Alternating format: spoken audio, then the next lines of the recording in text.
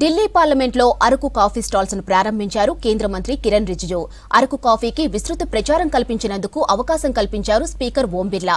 ఇక స్పీకర్ అనుమతితో 2 స్టాల్స్ ను ఏర్పాటు చేశారు. గిరిజన కోఆపరేటివ్ సొసైటీ ఆధ్వర్యంలో ఎంపీలు అల్పాహారం తీసుకునే సంఘం క్యాంటీన్లో స్టాల్స్ అరేంజ్ చేశారు.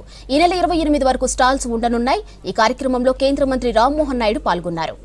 ఢిల్లీ వచ్చిన మేము కూడా ఆయనతో మినిస్టర్స్ కానీ ప్రధానమంత్రి గారు కలిసిన ప్రత్యేకంగా అరకు కాఫీ తీసుకొని వచ్చి వాళ్ళందరికీ కూడా ప్రెజెంట్ చేస్తే వాళ్ళు కూడా అప్రిషియేట్ చేస్తున్నారు. మంచి టేస్ట్ ఉందని, మాకు కూడా చాలా నచ్చుతుందని.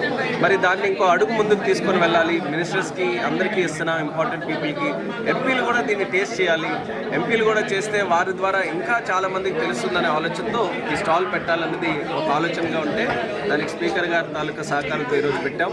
అలాగే 2 క్యాంటీన్స్లో కూడా పెట్టాం. సుమారు 1,50,000 మంది రైతులు ఆర్గానిక్ వేలో ఒక ప్రత్యేకమైనటువంటి పద్ధతిలో ఈ యొక్క అరకు కాఫీని తయారు చేయడం జరుగుతుంది.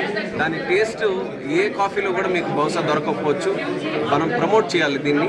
అందుకనే ఈరోజు ఈ కార్యక్రమం ద్వారా దాన్ని ప్రమోట్ చేసే అవకాశం ఈరోజు దక్కింది.